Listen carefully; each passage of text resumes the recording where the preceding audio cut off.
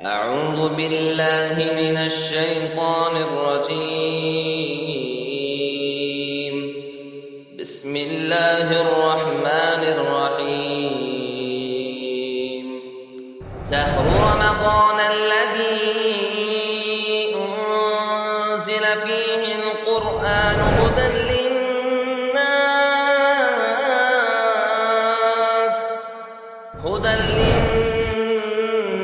وبينات من الهدى والفرقان، فمن شهد منكم الشهر فليصم، ومن كان مريضا أو على سفر فعدة من أيام أخر. پتا پیڑ سے ٹوٹ کر زمین پر گرتا ہے تو اللہ کو علم ہوتا ہے. اگر کسی اللہ سے ڈرنے والے کی خلوت میں آنکھ سے آنسو ٹپک جائے تو کیا اللہ تبارک تعالیٰ اس آنسو سے ناواقف ہے؟ اللہ کو معلوم ہے کہ اس کی آنکھ سے آنسو کس طرح گرا ہے. السلام علیکم ورحمۃ اللہ وبرکاتہ. بسم اللہ الرحمن الرحیم. قرآن حکیم کے 7ویں پارے کی تفسیر کا خلاصہ پیش کیا جا رہا ہے.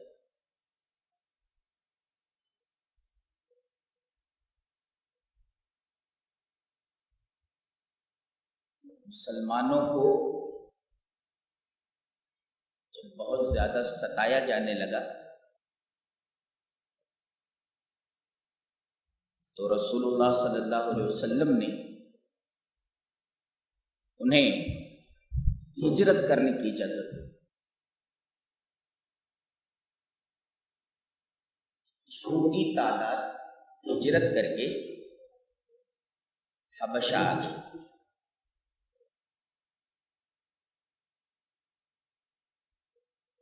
پھر بھی مشرکین کی سازشوں نے ان کا پیچھا نہیں چھوڑا. ان کے خلاف وہاں کے بادشاہ کو بھڑکانے کی کوشش کی. دربار میں مسلمانوں کو بلائے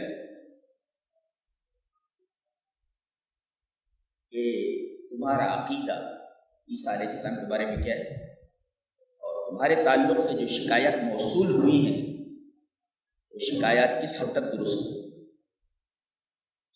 جعفر طیار رضی اللہ تعالیٰ عنہ نے سورہ مریم کی تلاوت شروع کی. سننا تھا کہ وہاں کے بشپ، لاٹ پادری، قسیسین، رہبان، عیسائی علماء زار و قطار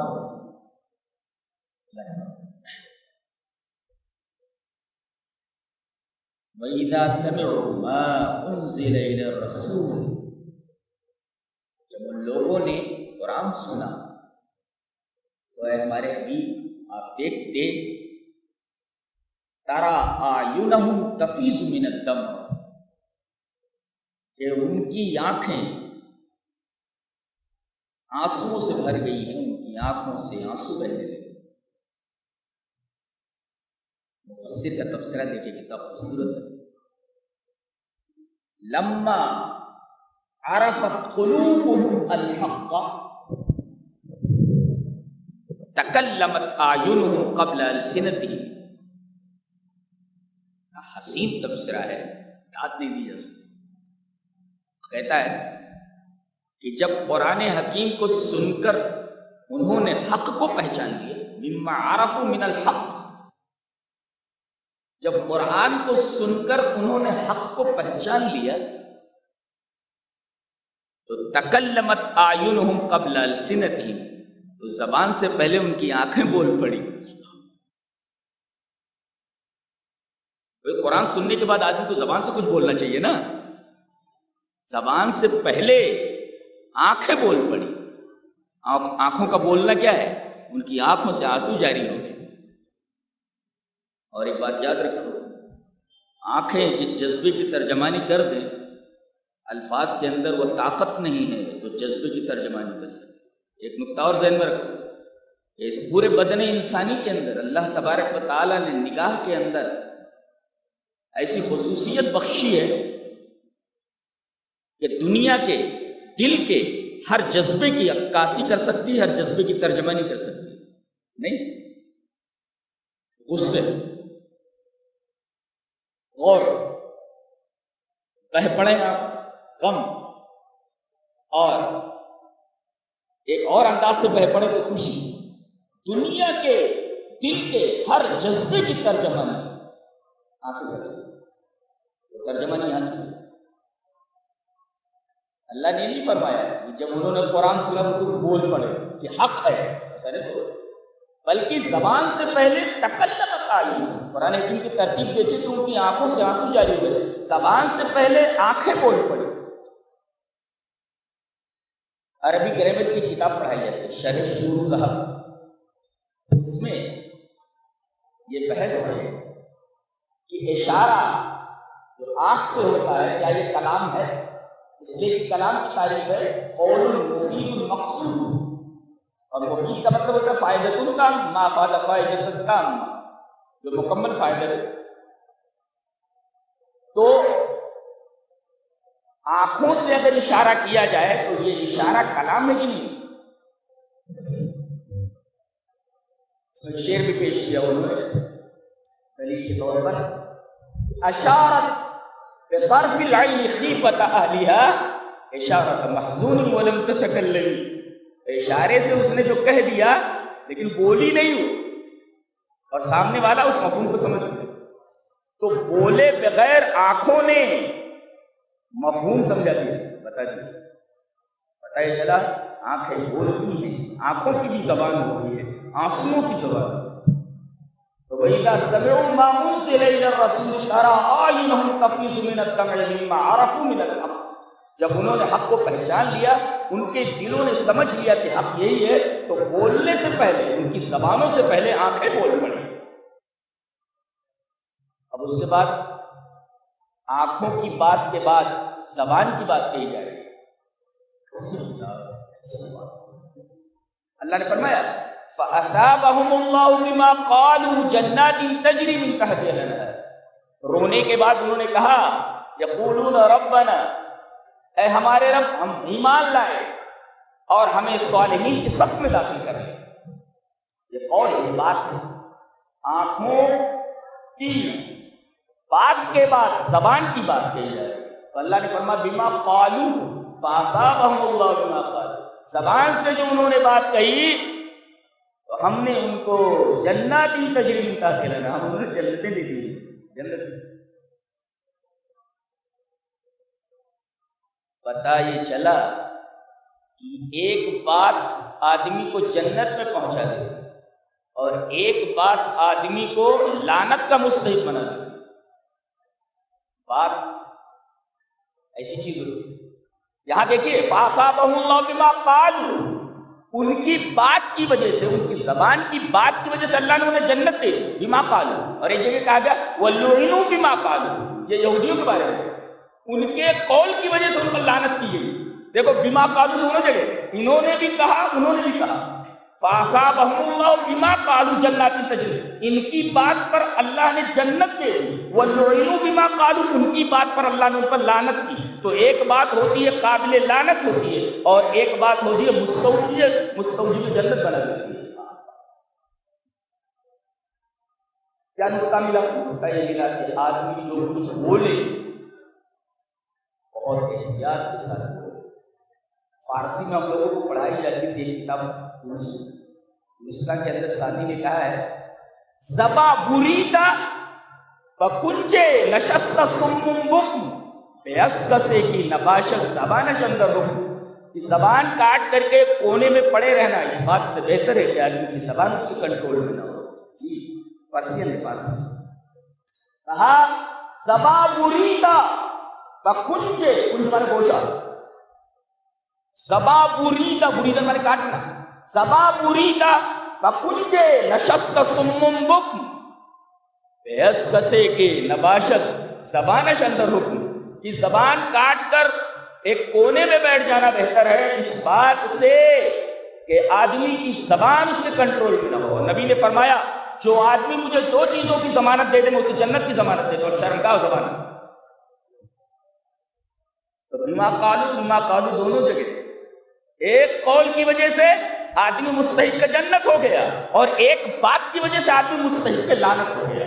فَأَصَابَهُمُ اللَّهُ بِمَا قَالُوا جَنَّاتٍ تَجْرِي وَلُعِنُوا بِمَا قَالُوا، لعنت اور ایک جنت. فَأَصَابَهُمُ اللَّهُ جنات بما قالوا جنت، قول پر جنت، وَلُعِنُوا بِمَا قَالُوا قول پر لعنت. سب یاد رکھو یہ قرآن ہے، یہ عجوبہ ہے دنیا کا سب سے بڑا عجوبہ ہے. جانتے ہیں اس امت پر سب سے بڑا عذاب کیا ہے؟ ابھی بتاؤں گا. سب سے بڑا عذاب قرآن سے دور ہو جانا ہے. قرآن سے دور ہو جانا ہے. پڑھے لکھے لوگ دور ہیں، جو لوگ پڑھے لکھے نہیں ہیں وہ تو بہت دور ہیں. پڑھے لکھے لوگوں کو کچھ لینا دینا نہیں قرآن سے. حیرت انگیز کتاب رکھ کر کے آدمی پتہ نہیں کیا کر رہے ہیں. اس کے بعد کہا گیا اللہ نے جو چیز حلال کر دیا اس کو حرام مت کرو، اور جو چیز حلال کر دیا اس میں تجاوز مت کرو. بیچ حلال ہے تو حرام مت کرو. یا ایھا الذین آمنوا لا تحرموا طیبات ما احل اللہ، اللہ نے جو حلال کر دیا اس کا حرام مت کرو. اچھا حلال دے دیا ہے، اسراف مت کرو. اللہ نے پیسے دے رکھے ہیں، بے تحاشا کہیں مت خرچ کرو. کنٹرول ہونا چاہیے، بے تحاشا خرچ نہیں کرنا چاہیے. تو حلال کو حرام مت کرو، اور حلال چیز ہے آپ کے پاس تو اس کے اندر تجاوز مت کرو. بیٹے کی شادی میں سارے ارمان نکال لیے گئے، پتہ یہ چلا پتہ نہیں کہاں سے قرض لے کر کے ہال بک کیا گیا ہے، کتنے لوگوں کو کھانا کھلایا گیا ہے. اور گھوڑے اور جوڑے کی رسم میں آدمی کس قدر پریشان ہو گیا. ارے سب رسمیں چھوڑ دو بھائی، یہ سب ہم لوگوں کا طریق نہیں ہے، مسلمانوں کا طریق نہیں ہے. کوئی معمولی کھانا کھلا لے کے کھانا بیکار ہو گیا، یعنی پیٹ بھرنے گیا تھا، پیٹ ہی سب کچھ. تو حلال کو حرام مت کرو، اور حلال مل جائے تو تجاوز مت کرو. کعبہ کھینچ رہے، پوری کعب سامنے کر لے. کہیں دیکھا گیا کھانا کھانے جب بیٹھتے ہیں نا، ایک بوڑھے بیچارے کہہ رہے ہیں تھوڑا کعب بڑھا کر کے ایک دو بوٹیاں ادھر دے دو. کوئی دیکھ ہی نہیں رہا ہے، بس کعبوں میں سے نکال کر وہ اپنی پلیٹ میں ڈالنا ہے.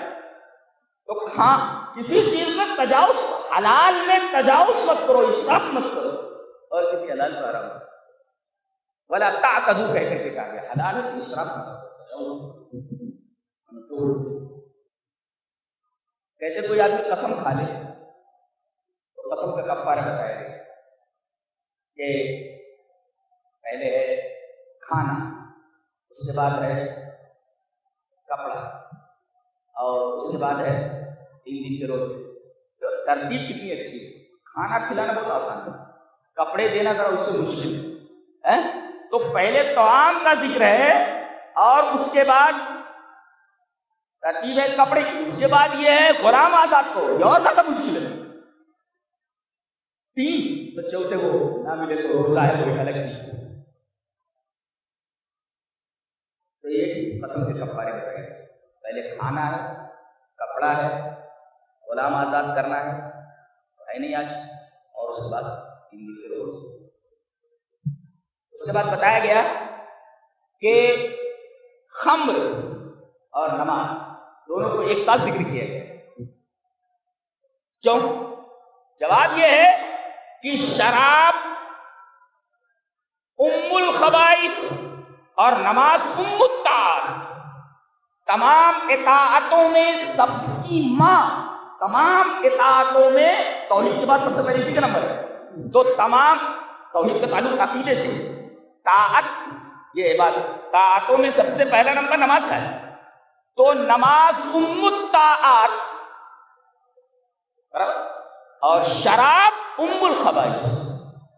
تمام طاعتوں میں سب سے بہترین اطاعت نماز، اور تمام خراب چیزوں میں سب سے خراب چیز شراب. ایک ساتھ ذکر کیا. ایک اور، نماز کا کام ہے بے حیائی سے روک دینا، ان الصلاۃ تنہی عن الفحشاء والمنکر، اور شراب کا کام ہے تمام فحاشی کے اندر مبتلا کر دینا. اس وجہ سے دونوں کو ایک ساتھ ذکر کیا.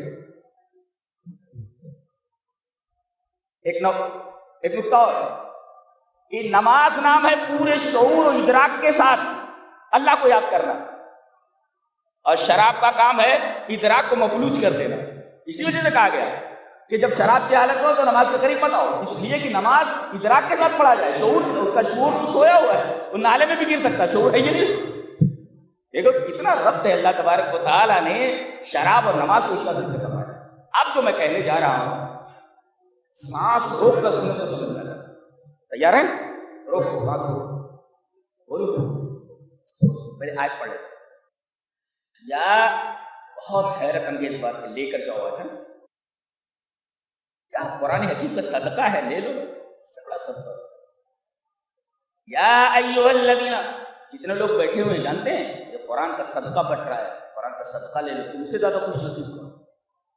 کئی پیسے بٹتے ہیں وہ لے لے تو کھا کر کے باتھ روم کر دیتے، یہ صدقہ تمہیں جنت میں پہنچانے کا ذریعہ، صدقہ بٹ رہا ہے، بڑے خوش نصیب ہو تو ایک صدقہ لے لو۔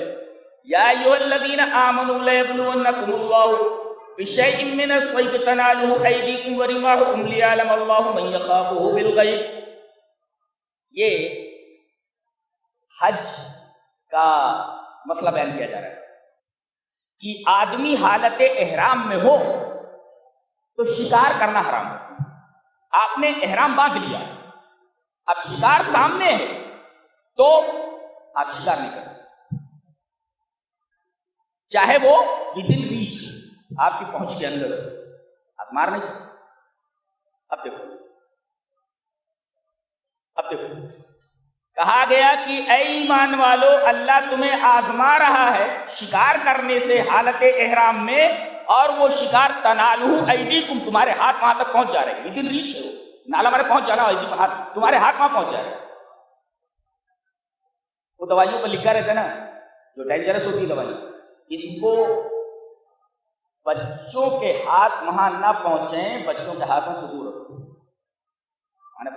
ادھر ریچ نہیں ہونا چاہیے، ہاتھ پہنچ جائے بچہ لے لے، ایسے یہاں کہا گیا ادھر ریچ ہے، تنالو ایدیکم، تمہارے ہاتھ پہنچ سکتے ہیں، ایدی میں نے ہاتھ، تمہارے ہاتھ پہنچ سکتے ہیں، ورماحکم، تمہارے تیر ان تک لگ سکتے ہیں، پہنچ سکتے ہیں، مار سکتے ہیں۔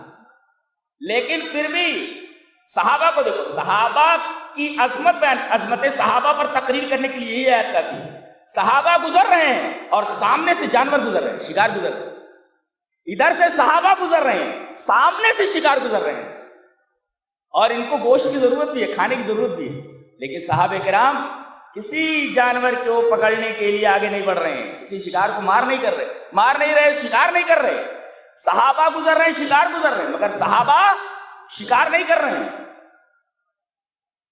کیوں؟ لیعلم اللہ من یخافہ بالغیب، تاکہ اللہ ظاہر کر دے کہ اللہ سے ڈرنے والا کون ہے۔ پتہ یہ چلا کہ اللہ کے سب سے زیادہ قریب اور اللہ سے سب سے زیادہ ڈرنے والے صحابہ ہیں، اس لیے کہ صحابہ گزر رہے ہیں، ساتھ میں شکار گزر رہے ہیں، لیکن وہ شکار نہیں کر رہے ہیں، اللہ کے خوف سے، اللہ کا خوف انہیں روک رہا ہے کہ وہ شکار نہ کرے۔ پیغام کیا ملا آپ کو؟ پیغام بتانا چاہتا ہوں، گناہ اگر دسترس میں ہو، گناہ اگر ودن ریچ ہو، یہ سامنے گناہ اگر دسترس، دیکھو ان کے ہاتھ پہنچ سکتے ہیں، دسترس میں لیکن نہیں کر رہے اللہ کے خوف سے، تو گناہ اگر دسترس میں ہو تو اس وقت آپ کے ایمان کی آزمائش ہے کہ آپ وہ گناہ کرتے ہی نہیں کرتے۔ ارے بھائی بہت دور ہے، اب گناہ نہیں کرتے آپ تو کوئی کمال نہیں، گناہ سامنے ہو، ودن ریچ ہو، اور آپ نہ کریں، بہت بڑی آزمائش ہے۔ اس آزمائش میں پورا اترنا یہ متقی لوگوں کا کام ہے، یہ وہی لوگ کر سکتے جو اللہ سے ڈرتے ہیں۔ پیغام دوں ایک پیغام، اور موبائل آپ کے ہاتھ میں ہے، ودن ریچ ہے، آپ کے ہاتھوں میں، ودن ریچ کیا آپ کے ہاتھوں میں ایک ٹچ کی دوری پر ہے، آپ ہاتھ میں لے لیتے ہیں اس کو، بہت بڑی آزمائش ہے۔ غلط یوز کرتے ہیں کہ صحیح یوز کرتے ہیں، یاد کتنے لوگ اس موبائل سے غلط حرکتیں کر رہے ہیں، غلط یوز کر رہے ہیں۔ یہ پیغام ہے یا ایھا الذین آمنوا لا یبلونکم، قرآن حکیم پڑھنا سمجھنا یہ بہت ہی تدبر مانگتا ہے، ایسے قرآن سمجھ میں نہیں آتا لوگوں۔ آپ پوری دنیا کی کتابیں پڑھ جائیے، پورے فن کی کتاب پڑھ، قرآن کو ایک نئے اسٹائل سے پڑھنا پڑتا ہے، تب قرآن سمجھ میں آتا ہے، اور برسوں جب اس سے نسبت پیدا ہوتی ہے تب قرآن اپنے صدقات ظاہر کرتا ہے، اسے نہیں سمجھ آتا ہو۔ ترجمہ کیا ہے، ایک عام کتاب ہے، ارے بڑی عجیب و غریب کتاب ہے، بہت عجیب آگے ایک بات کہی جا رہی ہے، یا ایھا الذین آمنوا لا تسألوا عن اشیاء تبد لکم تسؤکم، اے ایمان والے ایسے سوالات مت کرو کہ اگر ان سوالوں کے جوابات دے دیے جائیں تو تم کو برا لگے۔ نبی کے زمانے میں ایسا ہوا 2 بار، بہت ساری باتیں ہوئی، 2 بار تو میرے سامنے یہ حدیث ہے میرے سامنے کہ عبداللہ ابن حذافہ آئے اور کہا کہ اللہ کے رسول من ابی، میرا باپ کون؟ یہ کون ہے؟ عبداللہ ابن حذافہ سہمی۔ یا کہا اللہ کے رسول من ابی، میرا باپ کون؟ کہا کہ تیرا باپ فلاں۔ لوگ کہتے تھے کہ بھئی اپنے باپ کے نہیں، لیکن نبی نے جو بتا دیا ان کے باپ، ان کو بڑی خوشی، بڑی خوشی، لوگوں کا اعتراض دور ہو گیا۔ اور ایک صاحب آئے کہا کہ اینا ابی، ایک نے پوچھا تھا من ابی، میرا باپ کون؟ آپ نے بتایا فلاں۔ اور ایک آدمی اینا ابی، میرا باپ کہاں ہے؟ مر چکا تھا وہ، میرا باپ کہاں؟ نبی صلی اللہ علیہ وسلم کا فنار، جہنم میں ہے۔ ان کو بڑا برا لگا، ارے میرا باپ جہنم میں ہے۔ جب وہ پلٹ کر جانے لگا مایوس ہو کر کے تو نبی نے اسے بلایا، کہا کہ ابی فنار، میرا بھی باپ جہنم میں، میرا بھی باپ عبداللہ جہنم میں۔ اللہ، ایمان کتنی بڑی چیز ہے، دیکھو نبی کا باپ ایمان سے مستفید نہیں ہوا، اللہ تبارک و تعالیٰ نے جہنم میں ڈالا۔ محبت کرنے والا چچا ایمان سے باہر نہیں ہوا، جہنم میں ڈال دیا۔ ایمان کتنی بڑی دولت ہے، شاید آپ کو احساس نہیں ہے کہ آپ کو کتنی بڑی دولت مل گئی ہے، صحیح طریقے سے استعمال کرنا ہے اس کو، بہت بڑی دولت ہے، نبی کے چچا کو نصیب نہیں۔ تو خواہ مخواہ کے سوالات کرنے سے منع کر دیا گیا، جیسا کچھ لوگوں کا معمول ہے اور کچھ لوگوں کی عادت ہے کہ خواہ مخواہ کے سوالات کرتے رہتے ہیں، زیادہ سوالات نہیں کرنا چاہیے۔ ابراہیم نخعی رحمہ اللہ سے سوال کیا گیا، ایک آدمی آیا، کہا کہ حضرت ایک سوال پوچھنا ہے، کہا کہ پوچھو۔ کہا کہ ابلیس کی بیوی کا نام کیا ہے؟ انہوں نے جواب دیا، میں اس کے نکاح میں حاضر نہیں تھا۔ ابلیس کی بیوی کا نام کیا ہے؟ یہ سوالات ہے، سوال بڑا سوال ہے۔ کہا کہ ابلیس کی شیطان کی بیوی کا نام کیا؟ کہا کہ جناب والا میں اس کے نکاح میں حاضر نہیں تھا۔ یہ ابراہیم نخعی رحمہ اللہ کا جواب ہے۔ تو ایسے آیات سے سوالات نہیں کرنے چاہیے۔ ایک بات بڑی پیاری بتائی گئی کہ گندا مال، گندی چیز، گندی پراپرٹی، کہیں گندی چیزوں کی کثرت دیکھ کر کے آدمی امپریسڈ ہو جاتا ہے، آدمی امپریسڈ ہو جاتا ہے۔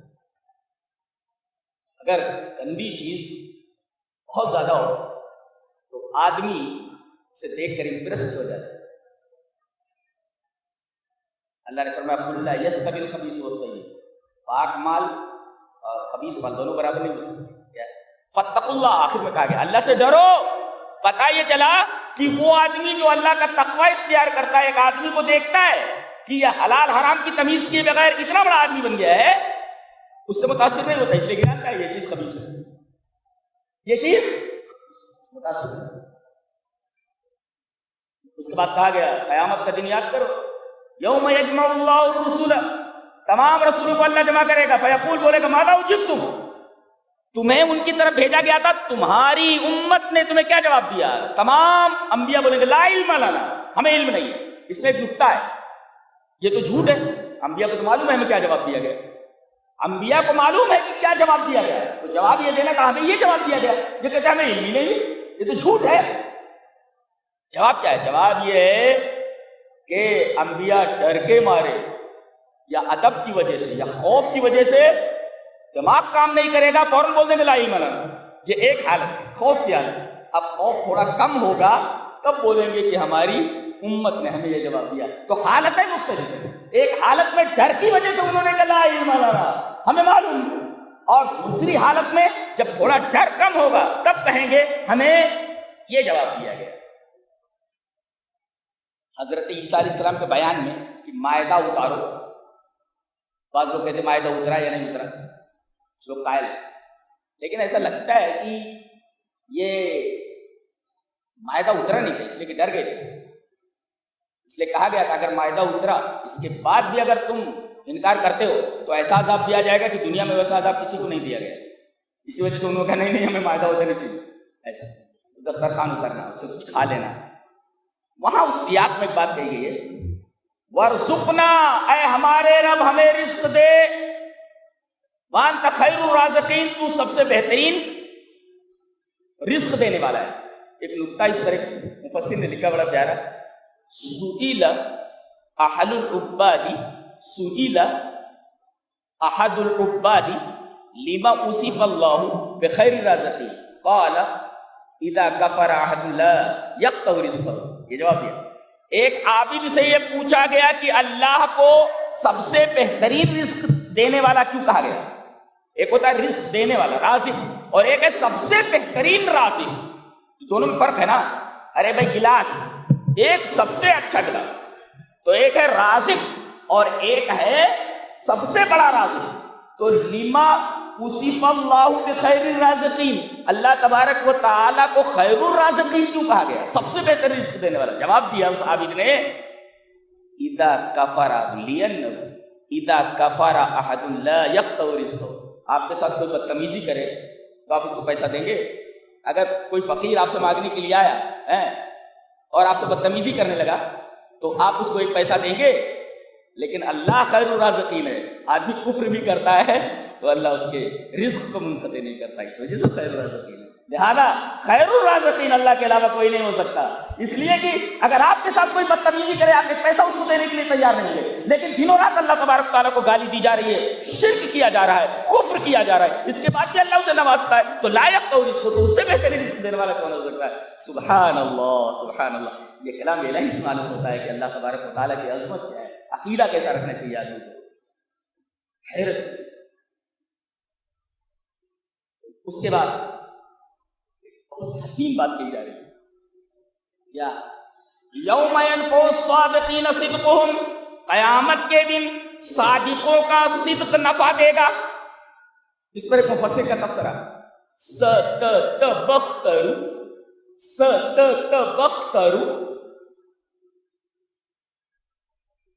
کل الالقاب والمناصب وحروف الاطراء لن ينفع ذلك اليوم سوى الصدق. کتنا صحیح تفسیر ہے. کہتے ہیں کہ آج آدمی کو منصب مل جائے تو اتراتا پھرتا ہے. ستتبختر کل المناصب، منصب مل جائے تو اتراتا پھرتا ہے. القاب مل جائے، پروفیسر صاحب، ڈاکٹر صاحب، الدکتور،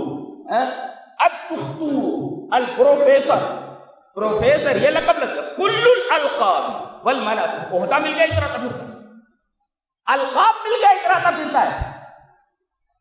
وہ حروف الاطراء، ناز کے بہت سارے حروف، ناز کے بہت سارے کلمات. آدمی ناز کرتا ہے، مبالغے کے کلمات کہے جاتے تو ارے آپ تو ایسے خود ناز کرتا ہے. دنیا کے سارے القاب، دنیا کے سارے منصب جن پر آپ ناز کرتے ہو، قیامت کے دن یہ کوئی فائدہ دینے والا نہیں ہے. لن ينفع ذاك اليوم سوى الصدق، سوائے صدق کے کوئی چیز آپ کو فائدہ دینے والی نہیں ہے. اور عبداللہ ابن عباس نے صادقین کی تفسیر موحدین سے کی ہے، یعنی صدق سے مراد یہاں توحید ہے. یعنی اگر آدمی توحید لے کر کے گیا ہے تو یہ توحید اس کے کام آنے والی ہے، بقیہ کوئی چیز اس کے کام آنے والی نہیں ہے. تو اس دن یہاں تو القاب کام دے دیتے، منصب کام دے دیتا، پوسٹ کام دے دیتا، لیکن وہاں سچائی اور توحید کے علاوہ کوئی چیز آپ کے کام نہیں آ سکتی. بہت حسین بات کہنے جا رہا ہوں. پہلے آیت پڑھ لیتے. فلما نسوا ما ذکروا به فتحنا علیہم ابواب کل شیء. جب آدمی اللہ کو بھول جاتا ہے اور جو چیز یاد کرنے کے لیے دی گئی تھی اس کو اس نے بھلا دیا، یعنی دین دیا گیا تھا، دین چھوڑ دیا اس کو. اب دین چھوڑنے کے بعد ہم اس پر روزی کے ہر دروازے کھول دیتے ہیں. یہ لے، ایک دکان تھی، یہ دوسری دکان لے لے، تیسری دکان لے لے، چوتھی دکان لے لے. 10 روپے کا مالک تھا 10 کروڑ کا مالک بنا دیا گیا. پیسے دے، فتحنا علیہم ابواب کل شیء، کھول دیا گیا. یہ کیا بھائی، وہ تو دین کو چھوڑ بیٹھا ہے، وہ تو اللہ کی نافرمانی کر رہا ہے، اس کے لیے رزق کے تمام دروازے کھول دیے گئے. تفسیرہ دیکھو ایک مفسر کا، سونے سے تولنے کے لائق ہے. کہتا ہے الدنیا، اور غور سے سنیں نا تفسیرہ اس کو، کہ نافرمانی کے باوجود عطا، آپ نافرمانی کر رہے ہیں اللہ کی اور اللہ آپ کو نواز رہا ہے، تو نافرمانی کے بعد آپ کو نوازنا، یہ کیا ہے؟ اس پر تبصرہ ہے، الدنیا بلا دین استدراج یتلوہ عقوبۃ۔ کیا تبصرہ ہے کہ اگر آپ اللہ کی نافرمانی کر رہے ہیں اور اس کے بعد بھی دنیا آپ کو دی جا رہی ہے، الدنیا بلا دین، دین نہیں مگر دنیا دی جا رہی ہے، استدراج، تو یہ سمجھو کہ اللہ نے رسی ڈھیلی کر دی ہے، یتلوہ عقوبۃ، اگلا نمبر سزا کا ہے، یہ ترجمہ ہے اس کا، یتلوہ عقوبۃ، اگلا نمبر سزا کا ہے، تلا یتلو میں بعد میں آیا نا، اگلا نمبر سزا کا ہے۔ تو الدنیا بلا دین استدراج یتلوہ عقوبۃ، کہ اگر آپ نافرمانی کر رہے ہیں اور نافرمانی کے باوجود آپ کو نوازا جا رہا ہے تو سمجھو کہ اللہ نے رسی ڈھیلی کر دی ہے، اور اگلا نمبر صرف اور صرف سزا کا ہے، آپ کو صرف سزا دی جائے گی اور تم کو دنیا سے صفحہ ہستی سے حرف غلط کی طرح مٹا دیا جائے، تم کہیں چلے جاؤ۔ تو آدمی دیکھے کہ ہم اللہ کی نافرمانی کر رہے ہیں لیکن پھر بھی مل رہا ہے، چوکنا ہو جانا چاہیے، کیئرفل ہو جانا چاہیے، یہ اگلا نمبر سزا کا ہے، سزا مل کر رہنے والے۔ دو باتیں اور لے کر جاؤ، اور آیت پڑھ لیتے ہیں، فلولا اذ جاءهم باسنا تضرعوا ولكن قست قلوبهم۔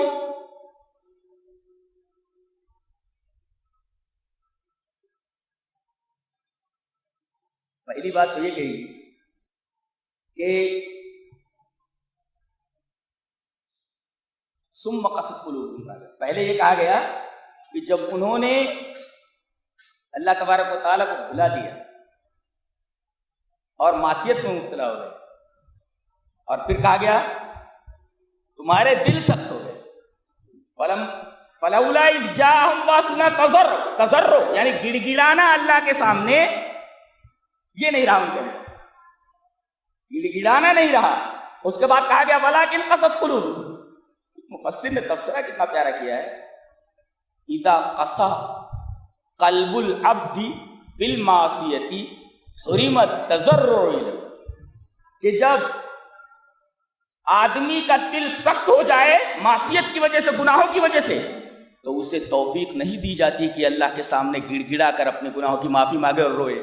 یہ بہت بڑی نعمت ہے اللہ کی، اگر آپ کی آنکھوں سے آنسو نکل رہے ہیں اور اللہ کے سامنے آپ گڑ گڑا رہے ہیں، اس کا مطلب آپ کا دل سخت نہیں ہوا ہے۔ اگر آپ کا دل سخت ہو گیا ہے معصیت کی وجہ سے تو آپ کو توفیق نہیں دی جائے گی کہ اللہ کے حضور آپ گڑ گڑائیں، اس کے سامنے ہاتھ اٹھا کر کے روئیں۔ بہت بڑی بات ہے، اس وجہ سے کہا گیا فلولا اذ جاءهم باسنا تضرعوا ولكن قست قلوبهم۔ تضرع کے بعد یہ کہا گیا کہ تمہارے دل سخت ہو گئے۔ اگر دل سخت ہو گیا آدمی کا پھر اسے محروم کر دیا جاتا ہے اللہ کے سامنے تضرع کرنے سے۔ حرمت تضرع بین ید اللہ، اللہ کے سامنے تضرع کرنے سے روک دیا جاتا ہے، محروم کر دیا جاتا ہے۔ آج یہ آیت جا کر کے گھر میں تنہائی میں بچیوں کو سنا دینا، بچوں کو سنا دینا، اور خود بھی تنہائی میں رو لینا، پڑھ آیت۔ وَعِندَهُ مَفَاتِحُ الْغَيْبِ لَا يَعْلَمُهَا إِلَّا هُوَ وَيَعْلَمُ مَا فِي الْبَرِّ وَالْبَحْرِ وَمَا تَسْقُطُ مِنْ وَرَقَةٍ إِلَّا يَعْلَمُهَا وَلَا حَبَّةٍ فِي ظُلُمَاتِ الْأَرْضِ وَلَا رَطْبٍ وَلَا يَابِسٍ إِلَّا فِي كِتَابٍ مُبِينٍ۔ کیا ردم ہے، کیا عام کلام ہے، کیا حسین کلام، سبحان اللہ، کیا اسٹائل ہے بولنے کی۔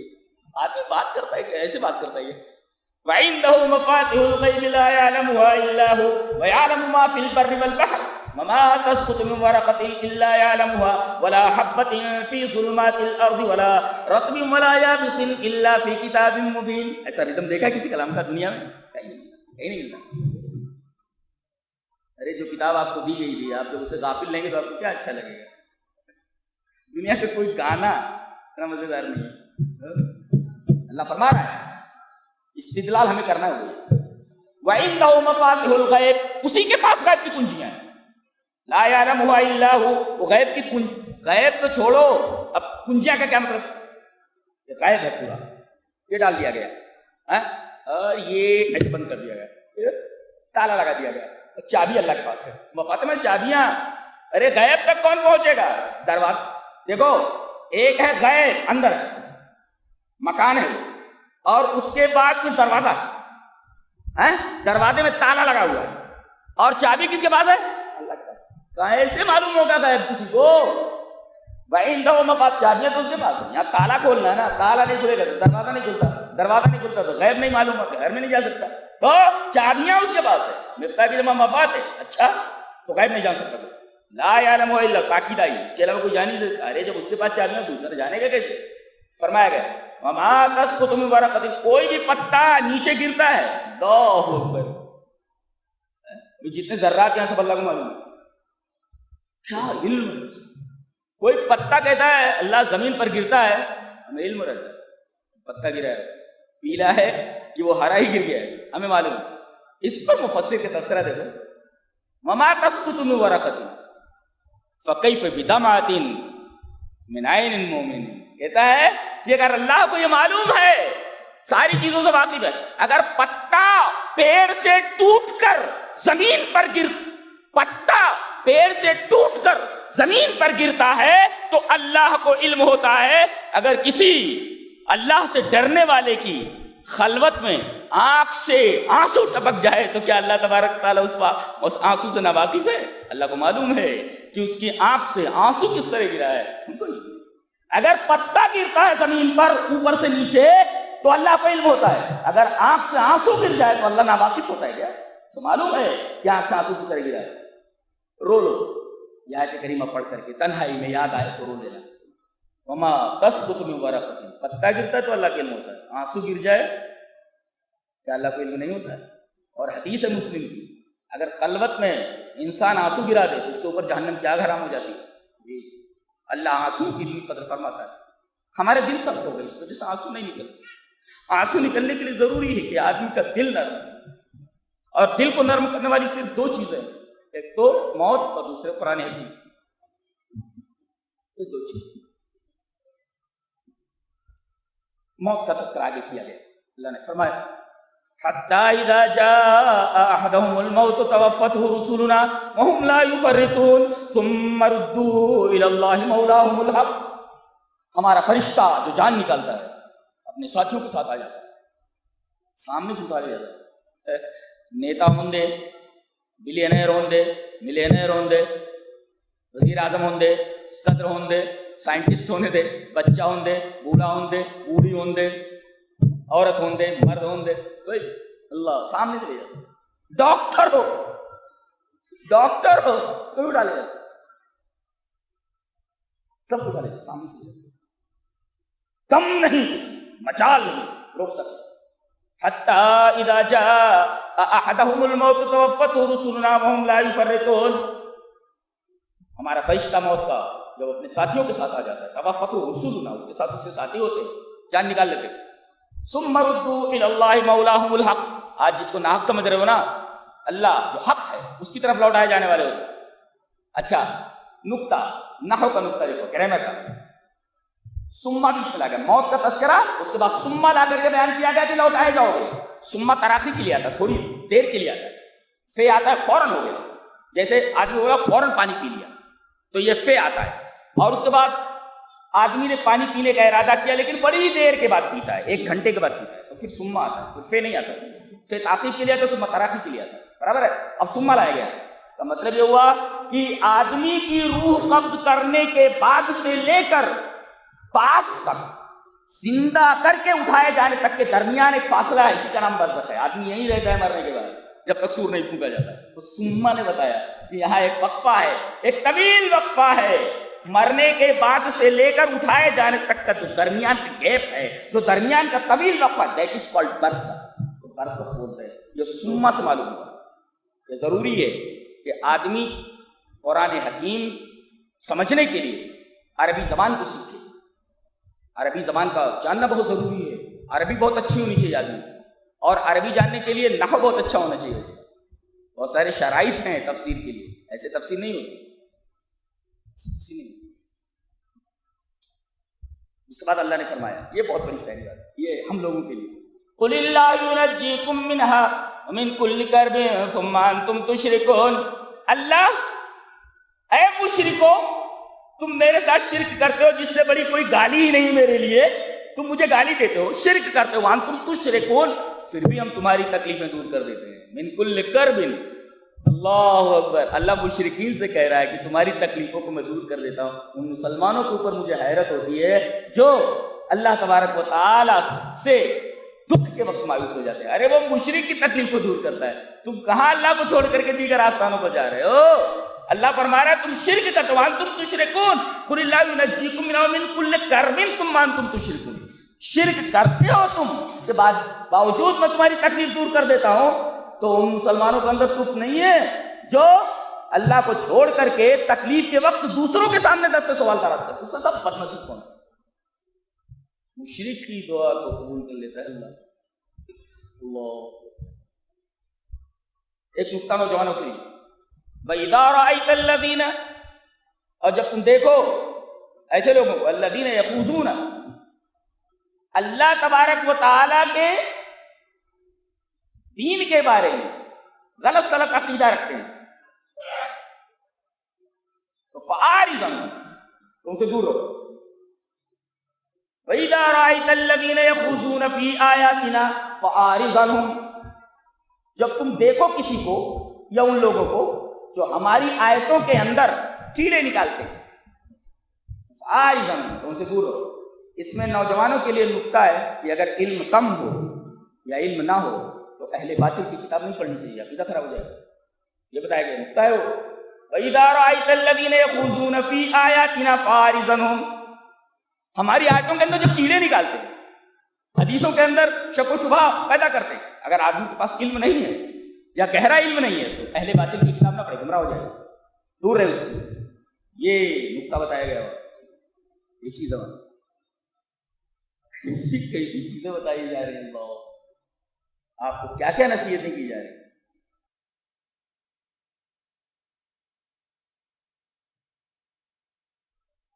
ایک بڑی پیاری بات کہ اللہ نے فرمایا اوحی الیہ, میرے اوپر وحی کی گئی ہے اس قرآن کی. اوحی الیہ ھذا القرآن, یہ قرآن میرے اوپر وحی کیا گیا ہے. انذرکم بہ ومن بلغ, کہ تاکہ میں اس قرآن کے ذریعے تمہیں ڈراؤں اور جس تک یہ قرآن پہنچے. اس پر محمد ابن کعب قرظی تفسیر کے بہت بڑے عالم ہیں, کئی سو سال پہلے کے, محمد ابن کعب قرظی, ان کا تفسیرہ اس آیت کریمہ پر. کیا اللہ نے فرمایا قرآن میرے نبی کے اوپر نازل ہو, نبی آپ کہہ دیجئے میرے اوپر یہ قرآن نازل ہو تاکہ میں آپ کو ڈراؤں اور جس تک یہ پہنچے قرآن. کہتے ہیں محمد ابن کعب قرظی, من بلغہ القرآن فکأنما رأى النبی صلی اللہ علیہ وسلم, جس کے پاس قرآن پہنچا اور محبت سے اس نے قرآن کو لے لیا, گویا اس نے نبی کو دیکھا ہے. اس لیے کہ نبی نے فرمایا میں تمہیں ڈرانے کے لیے آیا, میں تمہیں ڈرا رہا ہوں قرآن کے ذریعے. اس کا مطلب اگر کوئی آدمی قرآن کو پا کر اسے ڈر جائے, گویا وہ نبی کو دیکھ رہا ہے کہ نبی ڈرا رہے ہیں نا. کتنا بہترین تفسیرہ ہے. لِأُنذِرَكُمْ بھی پتہ یہ چلا کہ اگر قرآن کسی کے پاس پہنچے اور قرآن کو پڑھ کر آدمی ڈر جائے تو اس کا مطلب اس نے نبی کو دیکھا ہے. اس نے نبی کا کام یہ ہے کہ قرآن کے ذریعے لوگوں کو ڈرا دے. تو ڈر گیا نا, اس کا مطلب یہ ہو کہ اللہ تبارک و تعالیٰ نے تجھے توفیق بخشی, تو نے گویا نبی کو دیکھ لیا. نبی کو دیکھ لیا. یہ قرآن اتنی عظیم شان کتاب ہے جس سے ہم دور ہیں. اس کے بعد حضرت ابراہیم علیہ السلام کا واقعہ ہے. یہ ستارہ نکلا, یہ میرا رب ہے, ڈوب گیا. آئے تو ڈوب گیا. لا احب الافلین, میں ڈوبنے والوں کو پسند نہیں کرتا. اس پر ایک مفسر کا نکتہ بڑا پیارا ہے. کہا کہ جو آدمی ضرورت کے وقت پتلی گلی سے نکل لے وہ دوست کہلانے کے لائق نہیں ہے, دوستی کے لائق نہیں ہے. لا احب الافلین, آفل مانے بھاگنا والا, ڈوب جانے والا. ڈوب گیا, ڈوب گیا تو کہا لا احب الافل. احبو کا لفظ ہے, احبو, میں محبت نہیں کرتا ڈوبنے والے سے. ضرورت کے وقت جو لوگ پتلی گلی ناپ لیں وہ دوستی کے لائق نہیں ہوتے. اور انگریزی کا مقولہ ہے friend indeed is friend in need. حقیقی دوست ہوتا ہے تو نیڈ کے اندر, جب ضرورت کے وقت دوستی کرتا ہے وہ حقیقی دوست ہوتا ہے. جی پتلی گلی سے نکل لینے والے لوگ. اور لا احب الافلین سے ایک اور نقطہ معلوم ہوا کہ معبود جو ہوتا ہے نا اس سے محبت کا تعلق ہونا چاہیے. لا احب الافلین, اس کا مطلب مفہوم مخالف یہ نکلا کہ ڈوبنے والوں کو پسند نہیں کرتے, محبت نہیں کرتا ہوں. جو ڈوبے نا, جو آپ کی ہر ضروریات پوری کرتا ہے اس سے محبت ہونی چاہیے, اور معبود ہی ہر ضروریات پوری کرتا ہے. مفہوم مخالف یہ ملا کہ معبود سے محبت کا تعلق ہونا چاہیے. یہ نقطہ ملا. اور اب جو نقطہ بیان کرنے جا رہا ہوں وہ اتنا حسین ہے کہ آپ لے کر یہاں سے جاؤ. فرمایا گیا کہ الذین آمنوا ولم يلبسوا ایمانهم بظلم اولئک لهم الامن وهم مهتدون. آج پوری دنیا شانتی کی تلاش میں ہے, آج پوری دنیا امن کی تلاش میں ہے. مفسر کا تفسیرہ اس کے اوپر دیکھو کہ جس کے پاس ایمان ہے اس کے لیے امن ہے. فرمایا مفسر نے کلما زاد ایمانک زاد امنک, جتنا ایمان بڑھتا جائے گا امن بڑھتا جائے گا. آج دنیا سے ایمان ختم ہوتا جا رہا ہے, انارکی پھیلتی جا رہی ہے, اشانتی پھیلتی جا رہی ہے. ہم بات کرتے ہیں امن کی, بات نہیں کرتے ایمان کی. کلما زاد ایمانک زاد امنک, جتنا ایمان بڑھے گا اتنا امن بڑھے گا. اس لیے کہ اللہ تعالیٰ نے ایمان کے ساتھ امن کو جوڑ دیا ہے. فرمایا الذین آمنوا ولم یلبسوا ایمانهم بظلم اولئک لهم الامن, ایمان والوں کے لیے امن ہے. تو کلما زاد ایمانک زاد امنک, جتنا ایمان بڑھتا جائے گا امن بڑھتا ہے. یہ جو اشانتی پھیل رہی ہے چاروں طرف, بدامنی پھیل رہی, جانتے کیا ایمان نہیں. اب اس آیت کریمہ میں ہم لوگوں کو دعوت دی گئی ہے کہ اپنے اپنے ایمان کا محاسبہ کریں تنہائی میں. ارے ایمان ہے یا نہیں ہے؟ سن رہے میں کیا کہہ رہا ہوں؟ تنہائی میں جا کر کے دیکھو ایمان ہے کہ نہیں ہے. اور سب سے زیادہ اس آیت کریمہ کو دیکھنے کے مستحق مسلمان ہیں. وہ دیکھیں کہ کہیں یہ امر جو نہیں ہے, کہیں ایمان تو غائب نہیں ہو گیا ہے. ہم صرف نام کے مسلمان ہیں, صرف نام کے مسلمان ہیں.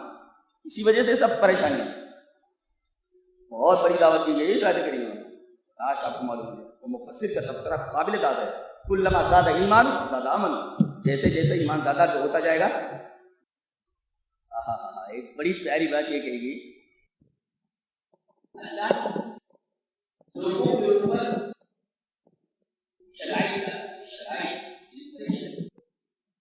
پریشانیوں سے گھبرانا چاہیے, آزمائشوں میں پورا اترنا چاہیے. اللہ کے اس قول کے اوپر مفسر کا تفسیرہ ملم تقربہ الشدائد من اللہ کلما تعیدہ النعم الیہ. کیا تفسیرہ ہے؟ کہتا ہے جسے پریشانیاں اللہ کے قریب نہ کر سکیں تو کلما کم ہی امید ہے کہ تعیدہ النعم الیہ, کہ نعمتیں اسے اللہ تک پہنچا دیں. اس کا مطلب اگر پریشانی آدمی کو اللہ کے قریب نہ کر سکے تو نعمت کے اندر تو آدمی اللہ کو بھولا ہی رہتا ہے, وہ اللہ کے قریب رہتا ہے. تو پریشانیاں جب آئیں تو پھر اللہ سے رجوع کرو, اللہ تمہاری پریشانیوں کو دور کر دے گا. مفسر کا تفسیرہ حیرت انگیز ہے کہ بلم تقربہ الشدائد من اللہ, اگر پریشانیاں آپ کو اللہ سے قریب نہ کر سکے تو کلما تعیدہ النعم الیہ, تو کم ہی امید ہے کہ نعمت ہے آپ کو اللہ کے قریب کرو. اور اس کے بعد ایک بات اور آگے دل میں لے لو. 18 پیغمبروں کا نام ایک کے بعد دیگر ہے. ابراہیم, موسیٰ, ہارون, سارے ایوب, 18 پیغمبروں کا نام ایک کے بعد دیگر ہے. اس کے بعد اللہ نے فرمایا وَلَوْ أَشْرَكُوا, اگر یہ بھی شرک کریں تو ہم ان کے سارے اعمال باطل کر دیں گے. مفسر کا تفسیرہ دیکھو اس کے اوپر کہ الشرک ذنب لا یغفر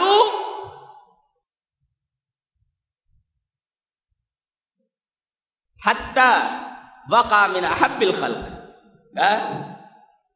کہ اللہ تبارک و تعالی شرک کو اتنا برا سمجھتا ہے.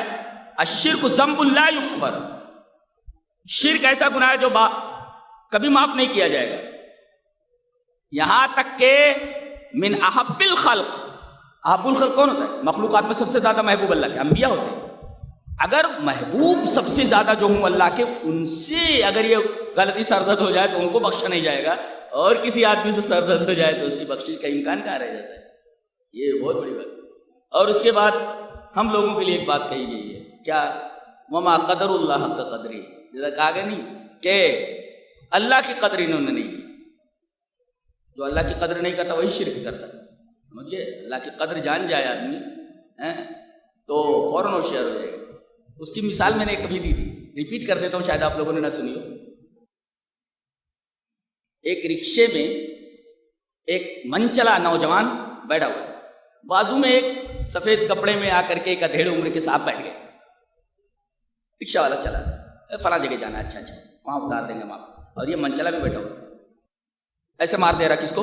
یہ منچلا, وہ جو ابھی بیٹھا ہے آ کر کے وہ سفید کپڑے میں,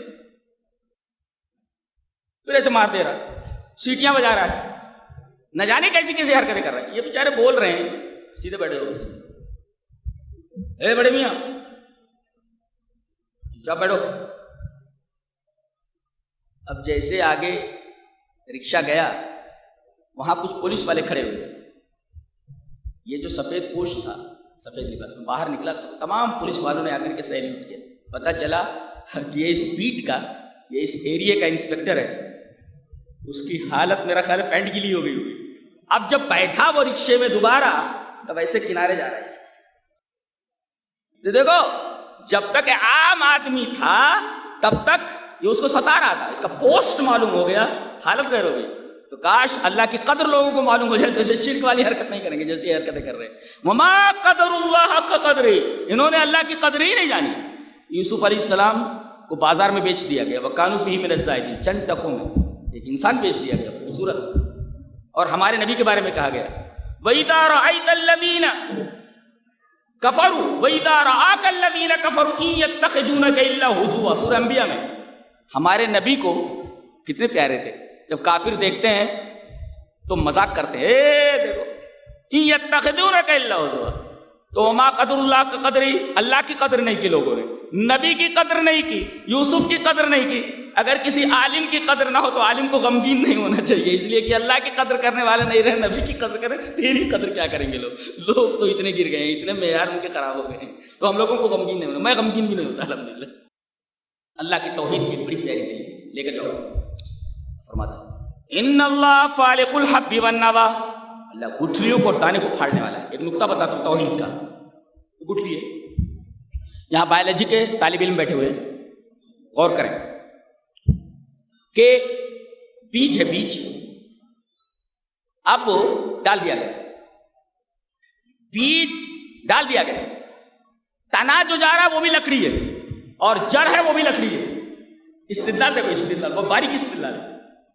زمین میں جو چیز جا رہی ہے جڑ، وہ کیا ہے؟ لکڑی ہے نا. اور یہ تنا جو اوپر جا رہا ہے وہ بھی لکڑی ہے. سوال یہ ہے کہ دونوں لکڑی ہے، ایک نیچے کیوں جا رہی ہے ایک اوپر کیوں جا رہی ہے؟ اس کا مطلب ہے کوئی قادر ہے جو حکم دے رہا ہے یہ لکڑی نیچے جانی چاہیے لکڑی اوپر جانی چاہیے. لکڑی کی طبیعت میں یہ نہیں ہے، کوئی اور ہے، ورنہ ترجیح بنا مرجع لازم ہے. نہیں سمجھا؟ سمجھو قرآن حکیم ہے، بہت گہری باتیں کرتا ہے. بایولوجی کی طالب علم کو پڑھا دے، کہاں پڑھ رہا ہے تو ادھر آ جا، میں پڑھا دیتا ہوں. ایسا ہوتا ہے. لکڑی ہے، جڑ بھی لکڑی ہے، تنا بھی لکڑی ہے. ایک اوپر کیوں جا رہا ہے ایک نیچے کیوں جا رہا ہے؟ کیوں؟ وجہ اس کا مطلب کوئی قادر مطلق ہے جو ایک لکڑی کو کہہ رہا ہے اوپر جائے، ایک لکڑی کو کہہ رہا ہے نیچے جائے.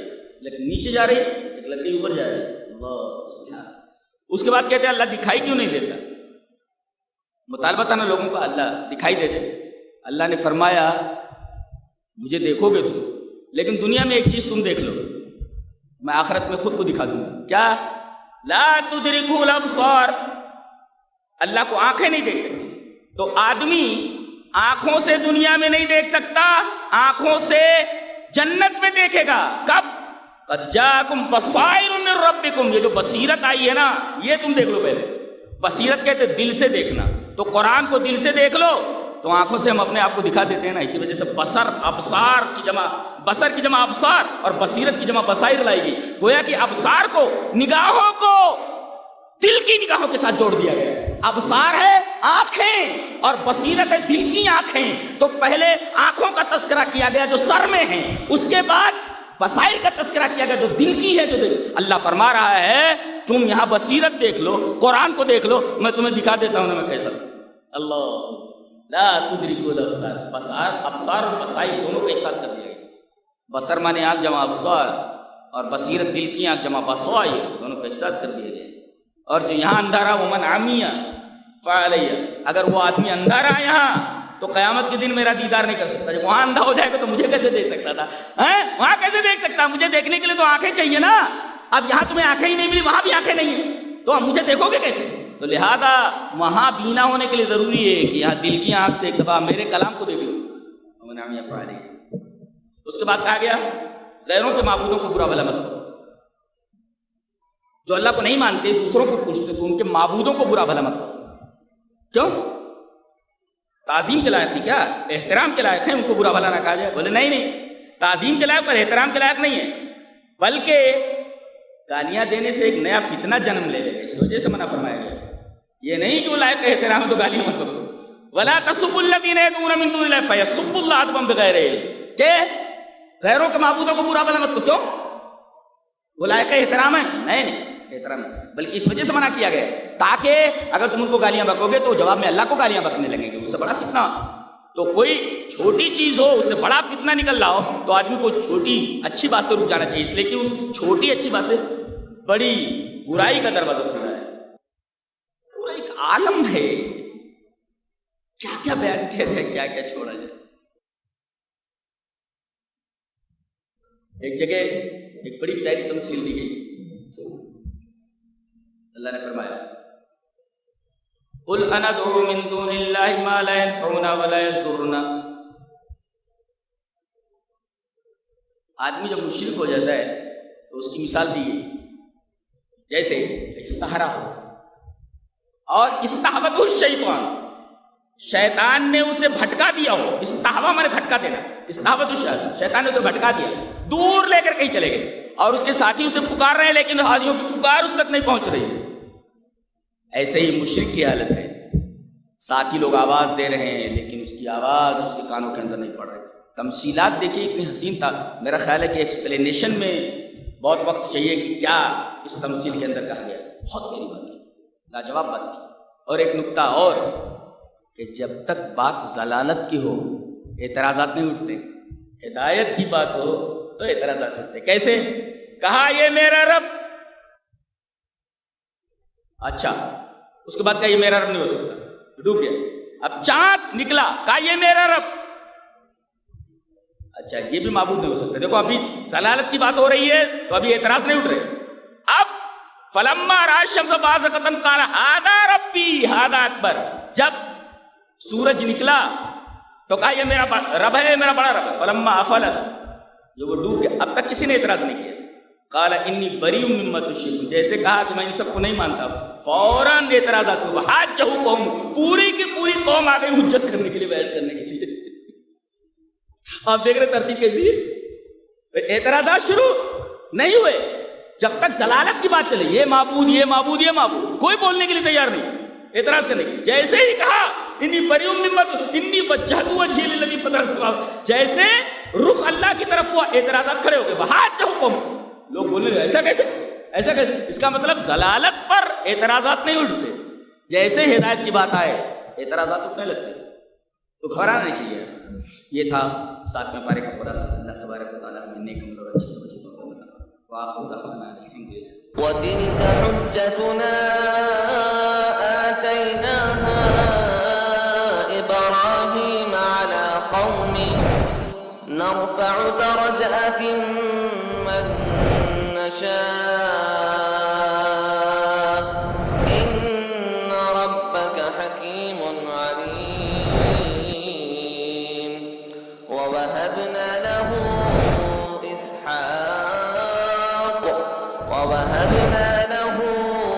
إسحاق ويعقوب كلا هدينا ونوحا هدينا من قبل